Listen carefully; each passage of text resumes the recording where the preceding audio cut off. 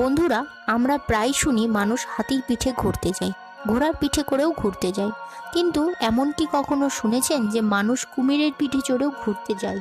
হ্যাঁ বন্ধুরা, যদি শুনে থাকেন একদমই ঠিক শুনেছেন। মানুষ কুমিরের পিঠে চড়েও ঘুরতে যায়।